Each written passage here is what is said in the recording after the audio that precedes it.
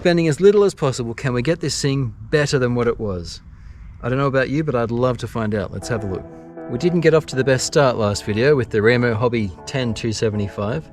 It just didn't have the chops on the rocks. How can we improve this thing for as little money as possible? Because if you've bought this, you've bought on a budget, right? So you want to fix it on a budget too. You may or may not be able to tell, but the body's been lowered already. The next thing we did was to replace the little 390 motor with a 55 turn RC 4-wheel drive 540. I've got the same pinion in here, and there's a nylon spur gear in here with no slipper. So we've got a higher turn motor, and we've still got the original ESC and radio all in one. It uses a lot less current than a higher turn motor, even a smaller one. So I'm hopeful, but I don't know, I'm hopeful that this thing won't cut out with that problem anymore. Now the other problem was we had 4-link suspension, 1, 2, 3, 4, in the front as well as in the rear. It would be okay in the front if the servo was mounted on the axle, but since it's mounted up there, whenever the suspension articulated, it would make the wheels turn like I showed you in the last video.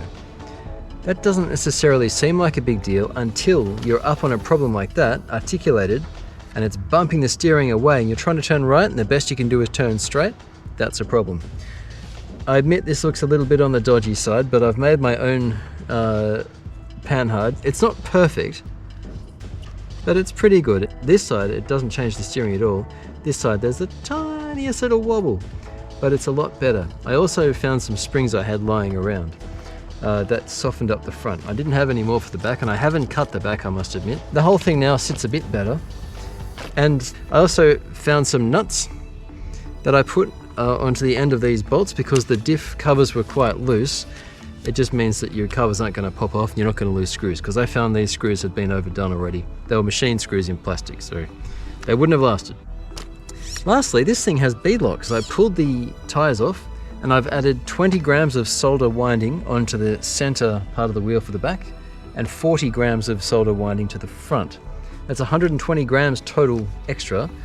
We've got a forward biased weight, just a little bit. I'm just a little bit forward of center here to get that. The motor weighs a little bit more than the last one as well. That's all I've done.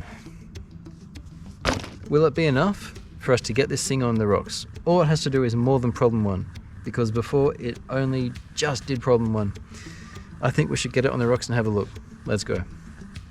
This 540 motor, it was an RC 4-wheel drive 55 turn. It's been in my drawer for years because it's just too slow in most of the models I've tried. Look at this, it would have cut out previously. It goes on now. So it is slow, but it draws a lot less current, which is wonderful, because that means that now we have a motor that allows us to keep using this original radio system and ESC. And being that this is a budget crawler, we want to spend as little money as possible to get the results. We might be about to fall off here, unfortunately. Oh, look at that! We're gonna hold it. We're gonna hold it. Hooray! Steering angle is at max. It's not great, but it's good enough. It just means some 3-point turns, but that's all right. Okay, into problem 2. Now, while the rocks are dry, the ground is still very wet, and these tires are quite wet now. Still, we've got the extra weight down low. Will it be enough? I don't know, but no, that was it. That was the line. Gee, it gets further than it did though, hey. Even if we don't get there on this problem, it is a difficult problem.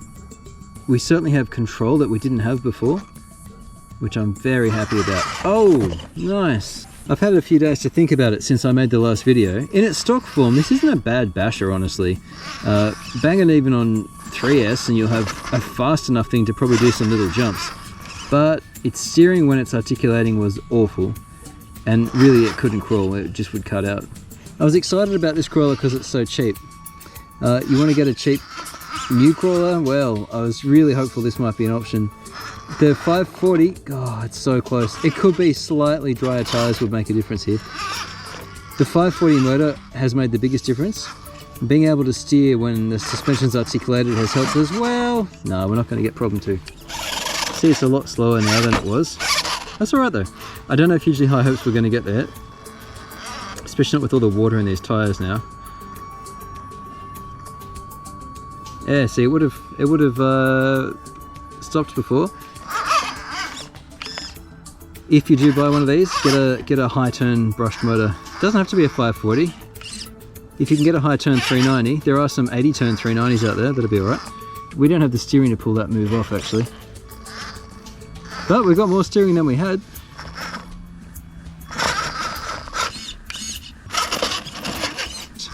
Now this is a cheap crawler, and I'm throwing it up challenges that we put expensive crawlers up as well. I'm not expecting it to finish anything necessarily, but I'm doing it to give us an indication of how it performs. It's kind of like doing a speed test if you had a fast car. You're not looking necessarily to get the fastest speed possible, you're just looking to see how fast it goes. And in this case, it says it's a crawler. It certainly wasn't in stock form. It's a lot more of a crawler now. But I'm wondering, you know, whether I should maybe put this servo onto the axle and give its front four-link suspension back. That will give us better steering. It would lower the weight, better performance, at the cost of so-called scale. Not that this is a scaler. That might be the smart move, actually. Maybe we have more work to do. Now this is problem 4, which challenges many rigs. But you know what? We have a shorter wheelbase on this guy. I can't get the steering bar. I'll come closer. I can't get that front steering bar over the concrete. I actually looked at this and thought, can I make this into behind the axle steering? I think you possibly could, but the links in the front just, I wasn't confident I could do it, so I didn't try yet. The tyres don't seem too bad. I like that they're on beadlock wheels. That was a nice surprise. Oh, it's 32 pitch gears too, by the way, if you're not sure about what the gearing is. Yeah, that's it.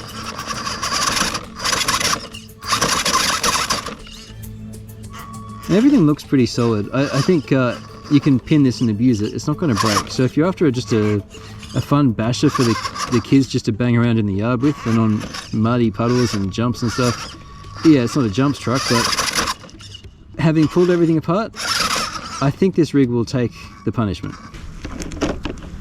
Now I'm not suggesting, obviously I'm not suggesting that sticking a rock on the front is a good mod. What I am doing here is testing whether we should be playing with weight some more with this truck. Because remember, it is a very lightweight truck, and it could simply be, yeah, look at that. It could just be that it's wanting for traction. Wow, okay. I know this is unconventional. I think we can accept that it wouldn't have done problem 4. Let's see how far we get with this loose rock sitting in the front.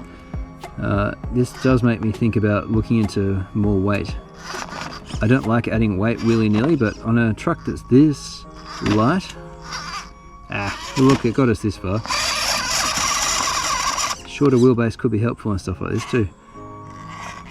Nope, we're going to lose this. Alright, that's okay.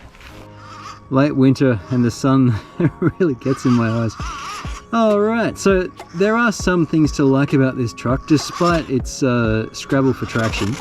That shorter wheelbase made it cover those rocks just then more easily than way more expensive crawlers.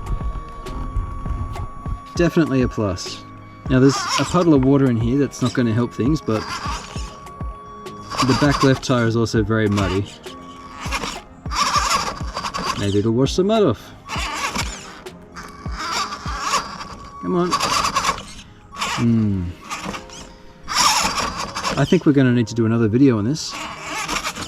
Alright, let me just show you something here.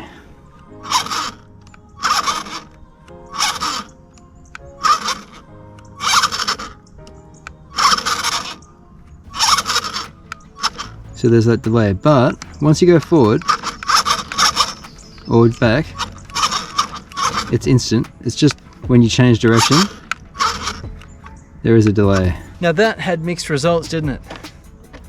Certainly we had better steering when it was articulating. That was definitely a good thing. A big deal also was that this motor, here, let's pull this off. This motor wasn't cutting out when we were on the throttle and unable to move. It would have cut out for sure. Yeah?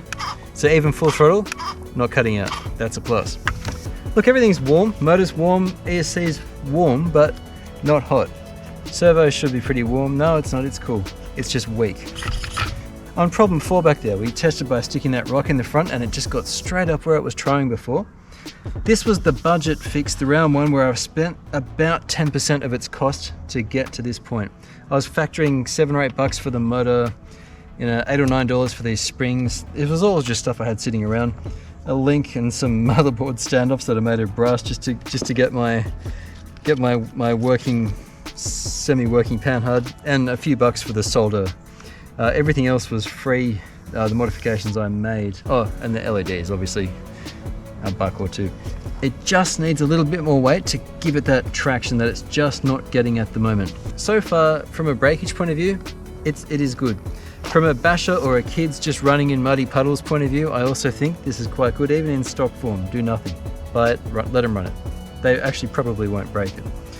But if we want to get a crawler happening here, or if you want to start with a crawler you really want new, you can't buy used for whatever reason, it makes sense if we can make it better for just a little bit of money. I'll come back to you with an update on this. I might be a little bit longer, so we'll throw a few other videos up in the meantime. But I'm interested to see if we can make this thing a bit better, and how much is it going to cost to actually get to a point where we can get, you know, 2 or 3 of the problems instead of just problem 1. There's a link in the description on where you can get this. Also in the description will be a link to my website, rctnt.com. I'll have an article to this up very soon that has all its interior photos. We've got some photos of the diff and pinion for you, what the gears look like inside here, and just my thoughts on taking this thing further. Thanks for watching, guys. I'll catch you next time on RCTNT.